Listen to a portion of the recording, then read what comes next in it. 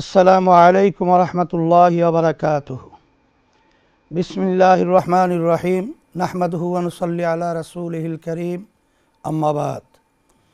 জাতির ভাগ্যের পরিবর্তনের প্রত্যাশায় আসন্ন ত্রয়োদশ জাতীয় সংসদ নির্বাচনকে সামনে রেখে নির্বাচনী আমেজে থাকা প্রিয় দেশবাসীকে ইসলামী আন্দোলন বাংলাদেশের পক্ষ থেকে আমি ইসলামী আন্দোলন বাংলাদেশের মুফতি সৈয়দ মোহাম্মদ রেজাউল করিম আপনাদেরকে জানাই শ্রদ্ধা ও আন্তরিক শুভেচ্ছা। প্রিয় দেশবাসী ভাই ও বোনেরা, শুরুতেই মহান আল্লাহ রাব্বুল আলামিনের দরবারে কৃতজ্ঞতা জানাচ্ছি। ব্রিটিশ বিরোধী সংগ্রাম থেকে শুরু করে ৭১-এর মহান মুক্তিযুদ্ধ এবং মানুষের মুক্তি ও সমৃদ্ধির জন্য সংগঠিত সকল আন্দোলন ও সংগ্রামে অংশ নেয়া জাতির সাহসী সন্তানদের প্রতি আমাদের শ্রদ্ধা নিবেদন করছি। বিশেষ করে শাপলা ও ২৪-এর গণ অভ্যুত্থানের সকল আহত নিহত বীরদের প্রতি আমাদের আন্তরিক শ্রদ্ধা ও ভালোবাসা অর্পণ করছি। ইসলামী আন্দোলন বাংলাদেশ ১৯৮৭ সালে দেশের সর্বধারার শীর্ষ উলামায়ে কেরাম, বুদ্ধিজীবী, শিক্ষাবিদ ও রাজনৈতিক নেতৃবৃন্দর সমন্বয়ে গঠিত একটি প্ল্যাটফর্ম। প্রতিষ্ঠার পর থেকে সকল রাজনৈতিক আন্দোলনে আমরা ছিলাম সম্মুখ সারির দল। দেশ, জাতি ও মানবতার স্বার্থে আমাদের সরব পথচারণায় মুখর ছিল রাজপথ। সর্বশেষ জুলাই গণ অভ্যুত্থানে একমাত্র রাজনৈতিক দল হিসাবে ইসলামী আন্দোলন বাংলাদেশ স্বনামে প্রকাশ্যে রাজপথে লড়াই করেছে। প্রতিষ্ঠাকালে আমাদের দলের নাম ছিল ইসলামী শাসনতন্ত্র আন্দোলন। কারণ সেই ১৯৮৭ সালেই আমাদের অনুধাবনে এটা ছিল যে সংবিধানে দেশ চলছে তা এই দেশের ইতিহাস, ঐতিহ্য ও বোধবিশ্বাসের সাথে সামঞ্জস্যপূর্ণ না। আজকের বাংলাদেশে সবাই একমত যে সংবিধানই প্রধানতম সমস্যা। জুলাই গণ অভ্যুত্থানের মধ্য দিয়ে আমরা সংবিধান সংস্কার সহ রাষ্ট্রের সামগ্রিক সংস্কার করার একটি সুযোগ পেয়েছি। সেই সুযোগে বাস্তবে পরিণত করার জন্য আগামী ১২ তারিখের নির্বাচন তাৎপর্যপূর্ণ। আপনার একটি ভোট মহান স্বাধীনতা ও ২৪শে জুলাই এর প্রত্যাশাকে বাস্তবায়িত করতে সহায়তা করবে ইনশাআল্লাহ। প্রিয় দেশবাসী, স্বাধীনতার পরে ৫৪টি বছর অতিক্রান্ত হয়েছে। এক সাগর রক্ত উৎসর্গ করার পরেও আমরা কাঙ্ক্ষিত সাম্য, মানবিক মর্যাদা ও সামাজিক ন্যায় বিচার পাই নাই। আর্থিক সমৃদ্ধি আসে নাই, নিরাপত্তা নিশ্চিত হয় নাই, বরং দারিদ্রতা, সন্ত্রাস, রাজনৈতিক হানাহানি, অবিচার, সীমাহীন বৈষম্য, বেকারত্ব আমাদের দেশকে কুরি করে খেয়েছে। অতীতে যারাই দেশ পরিচালনা করেছে তাদের কেউই এই দায় এড়াতে পারবে না। এখানে ভোটার হিসাবে আমার আপনার দায়ও রয়েছে। ভুল নীতি ও নেতাকে ভোট দেওয়ার মাধ্যমে এর দায় আমাদের উপরেও বর্তায়। প্রিয় দেশবাসী, ভাই ও বোনেরা, আমাদের সমস্যা ছিল দুইটা। এক, রাষ্ট্র পরিচালনার নীতি হিসাবে ভুল নীতি গ্রহণ করা, এবং দুই, ভুল নেতা বাছাই করা। ভুল নীতির কারণে অনেক ভালো নেতাও দেশকে কাঙ্ক্ষিত মানে নিয়ে যেতে পারে নাই। আসন্ন ত্রয়োদশ জাতীয় সংসদ নির্বাচনে ইসলামী আন্দোলন বাংলাদেশ এই ভূখণ্ডের মানুষের হাজার বছরের চর্চিত বিশ্বাস ও জীবনাচারের নীতি ইসলামকে রাষ্ট্র পরিচালনার নীতি হিসাবে উপস্থাপন করেছে। শরিয়া কেবলই একটি আইনের নাম নয়, বরং শরিয়া হলো মানুষের বিশ্বাস, জীবনবোধ, সংস্কৃতি, অভ্যাস ও আইনের সমষ্টি। আমরা এই অঞ্চলের অধিকাংশ মানুষ বিশ্বাস হিসাবে, জীবনবোধ হিসাবে এবং সংস্কৃতিতে, অভ্যাসে ইসলামকে ধারণ করি।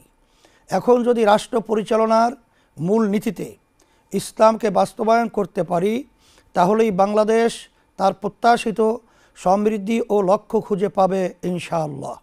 রাষ্ট্র পরিচালনায় ইসলামের মৌলিক নীতিমালার মধ্যে রয়েছে আদালত, ইনসাফ, নাগরিকের স্বার্থের প্রতি সংবেদনশীলতা, দায়বদ্ধতা, সামাজিক নিরাপত্তা, আইনের শাসন এবং সকল ধর্মের মানুষের ধর্মীয় আচার পালনের অধিকার ও সমান সম্মান মর্যাদা প্রদান করা। ইসলামী আন্দোলন বাংলাদেশ রাষ্ট্র ক্ষমতায় গেলে এই মৌলিক নীতিমালার পূর্ণ প্রতিপালন করবে। প্রিয় দেশবাসী, ইসলামী আন্দোলন বাংলাদেশ ত্রয়োদশ জাতীয় সংসদ নির্বাচনে 258 আসনে হাতপাখা প্রতীকে প্রতিদ্বন্দ্বিতা করছে।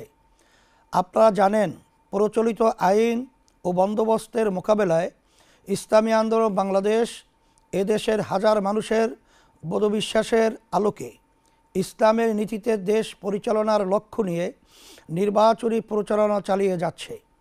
আপনাদের থেকে যে স্বতঃস্ফূর্ত সাড়া আমরা পাচ্ছি তা আমাদেরকে আপ্লুত করছে। ইনশাআল্লাহ আগামী 12 তারিখ আপনারা হাতপাখা প্রতীকে ভোট দিয়ে আমাদেরকে বিজয় করলে জনপ্রত্যাশার বাংলাদেশ নির্মাণ করব ইনশাআল্লাহ।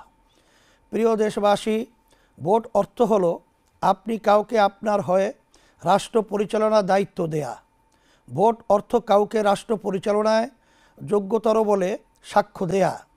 পবিত্র কোরআনে আল্লাহ তাআলা বলেন, মাইয়াশফা শাফাআতান হাসানাতান ইয়াকুল্লাহু নাসিবুম মিনহা অমাইয়াশফা শাফাআতান সাইয়্যাতান ইয়াকুল্লাহু কিফলুম মিনহা ওয়া কানাল্লাহু আলা কুল্লি শাইইন মুকিতা। যে ভালো সুপারিশ করবে তা থেকে তার জন্য একটি অংশ থাকবে এবং যে মন্দ সুপারিশ করবে তার জন্য তা থেকে একটি অংশ থাকবে। সূরা আন-নিসা 85 নম্বর আয়াতে অর্থ খুবই স্পষ্ট। আপনি যদি ভোটের মাধ্যমে কোনো ভালো নীতি ও ব্যক্তির জন্য সুপারিশ করেন তাহলে সেই ভালো নীতি ও ব্যক্তির কৃত ভালো কাজের নেকি আপনি পাবেন।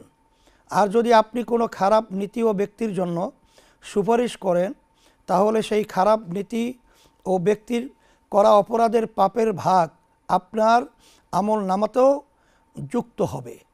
কোনো দুর্নীতি, সন্ত্রাস ও টাকা পাচার না করেও কেবল ভুল জায়গায় ভোট দেওয়ার কারণে আপনার আমল নামায় দুর্নীতি ও সন্ত্রাসের পাপ যুক্ত হতে পারে। তাই ভোট প্রদান কেবল ইহকালীন বিষয় নয়, বরং একই সাথে একটি পরকালীন বিষয়ও বটে। তাই ভোট প্রদানে সতর্ক থাকতে হবে। প্রিয় দেশবাসী, ইসলামী আন্দোলন বাংলাদেশের ইশতেহার জাতির সাথে একটি প্রতিজ্ঞা। আল্লাহর রহমতে এবং আপনাদের সমর্থনে রাষ্ট্র ক্ষমতায় অধিষ্ঠিত হলে এই ইশতেহারের প্রতিটি ধারা বাস্তবায়নে ইসলামী আন্দোলন বাংলাদেশ দৃঢ় প্রতিজ্ঞ থাকবে ইনশাআল্লাহ। ইসলামী আন্দোলন বাংলাদেশের ইশতেহারের শিরোনাম রাখা হয়েছে জনপ্রত্যাশার ইশতেহার। ইশতেহারকে আমরা 3টি অধ্যায়ে উপস্থাপন করছি। রাষ্ট্র গঠনে আমাদের নীতিগত অবস্থান, রাষ্ট্র সংস্কারে আমাদের পরিকল্পনা, খাতভিত্তিক উন্নয়ন পরিকল্পনা এবং মৌলিক ইশতেহার। শিরোনামে 30টি বিষয় তুলে ধরা হয়েছে। প্রিয় দেশবাসী, রাষ্ট্র গঠনে আমরা নীতিগত 8 দফা ঘোষণা করেছি। রাষ্ট্র পরিচালনার সকল ক্ষেত্রে ইসলামের মৌলিক নীতিমালার পরিপালন, ইসলাম প্রচলিত অর্থে ধর্ম বলতে যা বোঝায় তার চেয়েও বিস্তৃত একটি ধারণা। বিশ্বাসের সমষ্টি ও ইবাদতের সাথে ইসলাম জীবন পরিচালনার সকল ক্ষেত্রে সুনির্দিষ্ট নীতিমালা ও নির্দেশনা দেয়। বিশেষ করে মানুষের সবচেয়ে বড় যৌথ প্রকল্প রাষ্ট্র ও শাসন সংক্রান্ত বিষয়ে ইসলামের নির্ধারিত, বিস্তৃত এবং বহু শতাব্দী চর্চিত রীতি নীতি ও বিধিমালা রয়েছে, যার আলোকে 1300 বছর মানব সভ্যতা শান্তি ও সমৃদ্ধির সাথে পরিচালিত হয়েছে। ক্ষমতার চর্চা ও হস্তান্তরে গণতান্ত্রিক পদ্ধতির অনুসরণ একটি ন্যায়ভিত্তিক, নিরাপদ, সুশাসিত ও সাম্যভিত্তিক বাংলাদেশ গড়ে তোলা হবে। শাসন ও রাষ্ট্র সংক্রান্ত ইসলামের ধারণায় ক্ষমতার চর্চা হয় না, বরং দায়িত্ব পালন এর মনোভাব প্রাধান্য বিস্তার করে। নাগরিকের সাথে শাসকের সম্পর্ক ক্ষমতার সম্পর্ক নয়, বরং দায়িত্বের সম্পর্ক বিরাজ করে। এই নীতিবোধ থেকে রাষ্ট্র পরিচালনা করা হবে এবং দায়িত্ব হস্তান্তরে আগ্রহী দৃষ্টিভঙ্গি পালন করা হবে। সকল ধর্ম ও ক্ষুদ্র নৃগোষ্ঠীর অধিকার সম্মান রক্ষায় প্রতিশ্রুতি ইসলামী আন্দোলন বাংলাদেশ দেশ, ধর্ম বা জাতি বিবেচনায় কাউকে সংখ্যালঘু বা সংখ্যাগুরু বিবেচনা করবে না। সকলের ধর্মীয় বিশ্বাস রক্ষা ও পালনের নিরাপদ ও উৎসব মুখর পরিবেশ নিশ্চিত করতে আমরা প্রতিজ্ঞাবদ্ধ। ক্ষুদ্র নৃগোষ্ঠীর ভাষা ও সংস্কৃতির প্রতি এক ধরনের হুমকি থাকায় তা রক্ষায় বিশেষ কর্মপরিকল্পনা নেওয়া হবে। পারস্পরিক সম্মান ও সহযোগিতামূলক বৈদেশিক সম্পর্ক ইসলাম প্রতিবেশীর সাথে আস্থার ও কল্যাণকামিতার সম্পর্ক গড়ার নির্দেশ দেয়। প্রতিবেশীর প্রতি শত্রুতামূলক আচরণ থেকে নিষেধ করে। ফলে ইসলামী আন্দোলন বাংলাদেশ ঘোষণা করছে যে বাংলাদেশ তার সকল প্রতিবেশী ও বিশ্বের অপরাপর রাষ্ট্রের সাথে পারস্পরিক সম্মান ও সহযোগিতার সম্পর্ক গড়ে তুলবে। মুসলিম উম্মাহের সমৃদ্ধি ও নিরাপত্তা নিশ্চিত করতে প্রয়োজনীয় পদক্ষেপ নেওয়া হবে। রাষ্ট্র পরিচালনায় সুশাসন, স্বচ্ছতা ও জবাবদিহিতা প্রতিষ্ঠা করা হবে। দক্ষ নিরপেক্ষ প্রশাসন গড়ে তোলা হবে এবং রাষ্ট্রীয় প্রতিষ্ঠানসমূহকে পেশাদারিত্ব, নৈতিকতা ও দায়িত্বশীলতার সঙ্গে কাজ করতে অনুপ্রাণিত করা হবে। সংবিধানে নির্ধারিত ন্যায়পাল প্রতিষ্ঠান অবিলম্বে কার্যকর করা হবে এবং তাকে প্রকৃত অর্থে স্বাধীন ও ক্ষমতাবান করা হবে।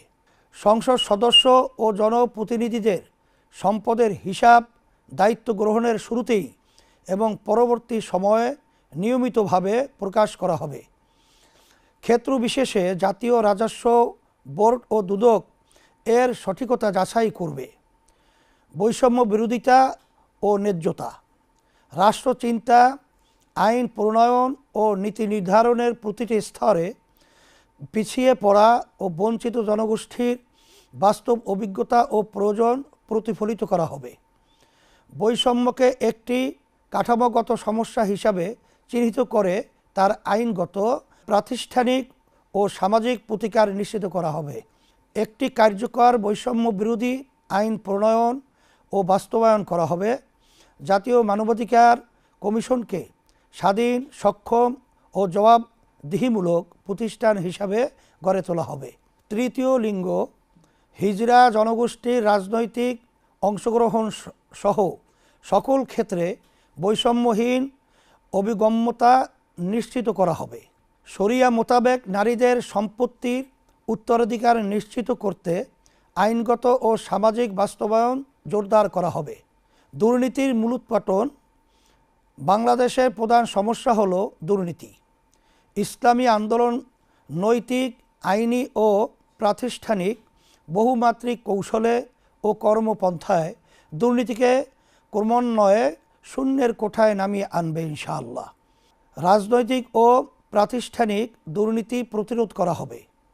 আর্থিক খাতে স্বচ্ছতা জোরদার করা হবে এবং বাজার ও সেবা খাতে সিন্ডিকেট নিয়ন্ত্রণ করা হবে। রাজনৈতিক নেতৃত্ব ও প্রভাবশালী ব্যক্তিদের দুর্নীতির ক্ষেত্রে দৃষ্টান্তমূলক ও প্রকাশ্য শাস্তি নিশ্চিত করা হবে, যাতে আইনের ঊর্ধ্বে কেউ না থাকে। নারীর মর্যাদা, অধিকার প্রতিষ্ঠা, ইসলামী আন্দোলন বাংলাদেশ নারীর প্রতি দায়বোধ করে এবং নারীর বিদ্যমান পরিস্থিতি যে সমস্যাজনক তাও স্বীকার করে। সেজন্য নারীর মর্যাদা ও অধিকার প্রতিষ্ঠায় এই ভূমির হাজারো বছরের বোধবিশ্বাস ও ঐতিহ্যের আলোকে করণীয় সকল পদক্ষেপ গ্রহণ করবে। আমরা দৃঢ়তার সাথে বলতে চাই যে নারীর কর্মসংস্থান, অধিকার, মর্যাদা ও স্বাধীনতার জন্য ইসলামী সবচেয়ে কার্যকর নীতি। আমাদের ইশতিহারের পরতে পরতে তার প্রতিফলন দেখা যাবে ইনশাআল্লাহ। প্রিয় দেশবাসী, ভাই ও বোনেরা, রাষ্ট্র গঠনে ইসলামী আন্দোলন বাংলাদেশ 6 দফা ঘোষণা করছে। 1. মহান মুক্তিযুদ্ধ ও জুলাই গণ অভ্যুত্থানের প্রতি দায়বদ্ধতা। মহান মুক্তিযুদ্ধ ও জুলাই গণ অভ্যুত্থানের প্রত্যাশা পুরো মাত্রায় বাস্তবায়ন করা হবে। 2. পিআর পদ্ধতিতে জাতীয় নির্বাচন। বাংলাদেশের বিদ্যমান রাজনৈতিক সংস্কৃতি সুস্থ করতে এবং রাজনৈতিক অস্থিরতা দূর করতে ইসলামী আন্দোলন বাংলাদেশ মনে করে পিআর পদ্ধতি একটি কার্যকর সমাধান। সেজন্য আমরা ক্ষমতায় গেলে পিআর পদ্ধতি প্রবর্তন করব। 3. ক্ষমতার ভারসাম্য নিশ্চিত করা। বিগত 17 বছরের জুলুমশাহী দেশের বিদ্যমান সংবিধান মেনেই স্বৈরাচারী হয়ে উঠেছিল। আমাদের সংবিধানে এবং রাজনৈতিক সংস্কৃতিতে সেই সুযোগ করে দেওয়া আছে। রাষ্ট্র ও রাজনীতিতে ক্ষমতার ভারসাম্য নষ্ট করে একক ব্যক্তিকে অতিমাত্রায় ক্ষমতায়িত করা আছে। আমরা ক্ষমতার ভারসাম্য নিশ্চিত করব। 4. সেবাভিত্তিক দক্ষ ও সৎ জনপ্রশাসন গড়ে তোলা। বাংলাদেশ ঔপনিবেশিক শাসন থেকে দুইবার স্বাধীনতা অর্জন করেছে, কিন্তু তিক্ত বাস্তবতা হলো আমাদের জনপ্রশাসন এখনও ব্রিটিশ আইন, আচার প্রথা ও রীতিনীতিতে পরিচালিত হয়। আমরা এর আমূল পরিবর্তন আনব। জনসেবামুখী দক্ষতা ও জবাবদিহিতামূলক জনপ্রশাসন গড়ে তুলব। সরকারি ব্যয়ের অগ্রাধিকার নির্ধারণ ও ব্যয়ের দক্ষতা ও উৎকর্ষতা বৃদ্ধির লক্ষ্যে পাবলিক এক্সপেন্ডিচার রিভিউ কমিশন গঠন করা হবে। 5. রাজস্ব পরিধির সম্প্রসারণ। রাজস্ব আয় জিডিপির হারের উল্লেখযোগ্য বৃদ্ধি করে আগামী 5 বছরে এ হার দক্ষিণ এশিয়ার গড় হারের সমপর্যায়ে 14 থেকে 15% উন্নীত করা হবে। এনবিআরের যেসব সংস্কার কার্যক্রম গৃহীত হয়েছে সেগুলির বাস্তবায়ন করা হবে। 6. স্বনির্ভর শক্তিশালী ও বহুমাত্রিক ডিফেন্স সিস্টেম গড়ে তোলা। বাংলাদেশ একটি স্বাধীন দেশ। বর্তমান বিশ্ব ব্যবস্থায় স্বাধীনতা টিকিয়ে রাখা দুষ্কর। মতাদর্শগত ভিন্নতার কারণে অন্য দেশের সার্বভৌমত্ব লঙ্ঘন করার ঘটনা খুবই সাধারণ ঘটনায় পরিণত হয়েছে। সেজন্য আমরা স্বনির্ভর ও শক্তিশালী প্রতিরক্ষা ব্যবস্থা গড়ে তুলব। আকাশ, নৌ ও স্থল বাহিনীর সক্ষমতা বিশ্বমানের করে তুলব ইনশাআল্লাহ। প্রিয় দেশবাসী, ইশতেহারের মৌলিক অংশগুলো একত্রে আপনাদের সামনে তুলে ধরছি। 1. দেশের স্থায়ী শান্তি ও মানবতার সার্বিক মুক্তির লক্ষ্যে রাজনীতিতে গুণগত পরিবর্তন। 2. দুর্নীতি, দুঃশাসন, সন্ত্রাস, চাঁদাবাজি, দখলবাজি, মাদকমুক্ত কল্যাণ রাষ্ট্র প্রতিষ্ঠা। 3. সাম্য, মানবিক মর্যাদা, সুশাসন ও ন্যায় বিচার প্রতিষ্ঠা। 4. রাষ্ট্র পরিচালনায় রাষ্ট্র পরিচালনায় সর্বত্র শরিয়ার প্রাধান্য। 5. কৃষি ও শিল্প বিপ্লব ঘটিয়ে বেকার ও দারিদ্র্যমুক্ত এবং অর্থনৈতিক সমৃদ্ধশালী দেশ গঠন। 6. নৈতিকতায় সমৃদ্ধ কর্মমুখী বিজ্ঞান ভিত্তিক শিক্ষা ব্যবস্থা। 7. সার্বজনীন কর্মসংস্থান। 8. পর্যায়ক্রমিক রাষ্ট্র সংস্কার। 9. মহান মুক্তিযুদ্ধ ও জুলাই গণঅভ্যুত্থানের প্রত্যাশার প্রতি দায়বদ্ধতা। 10. আর্থিক, সামরিক ও কূটনৈতিক সক্ষমতা বৃদ্ধি। 11. নারী, শ্রমিক ও প্রান্তিক জনগোষ্ঠীর অধিকার সহ সকল জনগোষ্ঠীর মৌলিক মানবাধিকারের সুরক্ষা। 12. রাষ্ট্র, সমাজ ও অর্থনীতিতে বৈষম্য বিলোপ। 13. সকলের জন্য সাশ্রয়ী ও উন্নত স্বাস্থ্য ব্যবস্থা। 14. পরিবেশ দূষণ রোধ, দুর্যোগ ব্যবস্থাপনা ও জলবায়ু অভিঘাত ব্যবস্থাপনায় গুরুত্ব। 15. ধর্মীয় স্বাধীনতা, নিরাপত্তা ও পারস্পরিক সহাবস্থান। 16. দুর্নীতি, সন্ত্রাস দমন নয়, নির্মূলকরণ কর্মসূচি ও গ্রহণ। 17. শুধু আইনের শাসন নয়, ন্যায়ের শাসন প্রতিষ্ঠা। 18. পিআর পদ্ধতি বাস্তবায়ন। 19. মানুষের সার্বিক কল্যাণ প্রতিষ্ঠায় ধর্ম ও রাজনীতির সমন্বয়। 20. দুর্নীতি, সন্ত্রাস, খুন ও অনৈতিক পেশার সাথে জড়িতদের রাজনীতিতে নিষিদ্ধকরণ। 21.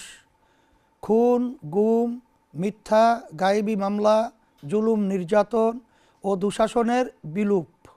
22 জনগণের বাক স্বাধীনতা এবং গণমাধ্যমের নিরাপত্তা ও স্বাধীনতা নিশ্চিত করা। 23 নারীদের শুধু সম অধিকার নয়, অগ্রাধিকার প্রতিষ্ঠা করা। 24 শিল্প উদ্যোক্তাদের ঋণ প্রদান, গ্যাস, বিদ্যুৎ, পানি, সুয়ারেজ, আমদানি রপ্তানি কার্যক্রমে ওয়ান স্টপ সার্ভিস কর্মসূচি গ্রহণ। 25 সকল শিক্ষা প্রতিষ্ঠানকে জাতীয়করণ।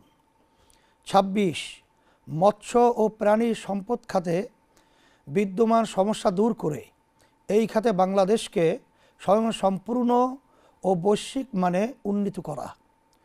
27 সড়ককে নিরাপদ করার জন্য প্রয়োজনীয় সকল ব্যবস্থা গ্রহণ। 28 বাংলাদেশকে 15 বছরের মধ্যে উন্নত ও কল্যাণ রাষ্ট্রে পরিণত করা। 29 শ্রমের মর্যাদা ও শ্রমিকের ন্যায্য অধিকার প্রতিষ্ঠা। 30 সরকারি চাকরিজীবীদের জাতীয় পে স্কেল যুগোপযোগী এবং সর্বোচ্চ সম্মানজনক করা হবে। 12 দফা বিশেষ কর্মসূচি। 1 প্রতি মাসে 5,000 টাকা হতদরিদ্র ও ঝুঁকিপূর্ণ জনগোষ্ঠীর জন্য নগদ সহায়তা। 2 প্রাথমিক স্তরের সকল শিক্ষার্থীর জন্যে প্রতিদিন একবেলা করে পুষ্টিকর খাবার। 3 18 থেকে 24 বছরের যুবদের জন্য সুদমুক্ত জামানতবিহীন এককালীন ঋণের ব্যবস্থা করা। 4 সার্বজনীন স্বাস্থ্য সুরক্ষা কর্মসূচি বা স্বাস্থ্য কার্ড, ভর্তুকি মূল্যে কৃষি উপকরণ দেয়া ও বিভিন্ন সেবা সহজে পৌঁছাতে কৃষিকার্ড চালু করা। 5 ন্যাশনাল জব পোর্টাল, যেখানে সব পেশার চাকরি প্রার্থীদের জন্যে দেশে ও বিদেশে চাকরি খোঁজা, পরামর্শ প্রদান ও প্রশিক্ষণ গ্রহণের সুবিধা থাকবে। 6 কর্মজীবী মায়েদের জন্যে প্রয়োজনীয় সংখ্যক দিবযত্ন কেন্দ্র গড়ে তোলা। 7 ঢাকাসহ সকল নগরে সরকার নিয়ন্ত্রিত ও ফ্র্যাঞ্চাইজ ভিত্তিক বাস ব্যবস্থাপনা। 8 সেবাকেন্দ্রিক কর ব্যবস্থা। 9 সকলের জন্য নির্বিঘ্ন নাগরিক সেবা। 10 নারী পোশাক কর্মীদের জন্য আবাসন ব্যবস্থা। 11 দ্রব্যমূল্য নিয়ন্ত্রণে রাখতে অবৈধ সিন্ডিকেট ভেঙে দেয়া হবে। 12 কওমি সনদের স্বীকৃতির পূর্ণ বাস্তবায়ন ও রাষ্ট্রীয় পদে ওলামায়ে কেরামের পদায়ন। প্রিয় দেশবাসী, জুলাই গণ অভ্যুত্থানের পরে দেশ থেকে স্বৈরতন্ত্রের স্থায়ী বিলোপ নিশ্চিত করতে আমরা সংস্কার কমিশনে জোর প্রচেষ্টা চালিয়েছি। আমাদের প্রত্যাশা পূর্ণ মাত্রায় প্রতিফলিত না হলেও জুলাই সনদ সংস্কারের পথে একটি বড় অগ্রগতি। জুলাই সনদ কোনো দলের বিপক্ষে না, তাই আগামী 12 তারিখে জুলাই সনদের পক্ষে হা ভোট প্রদান করুন। আপনার হা ভোট সংস্কারের কাঙ্ক্ষিত যাত্রাকে অনেক দূর এগিয়ে নিয়ে যাবে ইনশাআল্লাহ। প্রিয় তারুণ্য, তোমরা এবার প্রথম ভোট দিতে যাচ্ছ। তোমাদের প্রথম ভোট দেশ, জাতি ও মানবতার জন্য পরিবর্তনের পক্ষে হোক। তোমাদের প্রথম ভোট নয়া বন্দোবস্ত ইসলামের পক্ষে হাত পাকা প্রতীকী হোক। আমি তোমাদেরকে কথা দিচ্ছি, ইসলামী আন্দোলন বাংলাদেশ তোমাদের ভোট নিয়ে নিজেদের আখের গোছাবে না, বরং তোমাদের জন্য উন্নত বিজ্ঞানভিত্তিক নৈতিক শিক্ষার ব্যবস্থা করব। তোমাদের জন্য কর্মসংস্থানের ব্যবস্থা করব এবং বেকারত্ব দূর করব। তোমাদেরকে সাথে নিয়ে শান্তি ও সমৃদ্ধ দেশ গঠন করব। প্রশাসনে কর্মরত প্রিয় সদস্যবৃন্দ, মনে রাখতে হবে আপনারা রাষ্ট্রের সেবায় নিয়োজিত। তাই সব ধরনের রাগ বিরাগ, প্রলোভন এ ভীতির ঊর্ধ্বে ওঠে কেবলই রাষ্ট্রের ও জনগণের স্বার্থে কাজ করুন। মানুষের বহুদিনের আরাধ্য ভোটাধিকার নিশ্চিত করতে আপনাদের ভূমিকা খুবই তাৎপর্যপূর্ণ। গোটা জাতি আপনাদের প্রতি প্রত্যাশা নিয়ে তাকিয়ে আছে। প্রিয় দেশবাসী, আমি আবারও আপনাদের প্রতি আহ্বান করছি যে 12 ফেব্রুয়ারি 2026 ইংরেজি তারিখে দলে দলে ভোট কেন্দ্রে আসুন। মনে রাখবেন, একটি ভোটে কেহ ধনীও হয় না, আবার গরিবও হয় না, কিন্তু একটি ভোটে দেশ ও আপনার ভাগ্য নির্মিত হয়।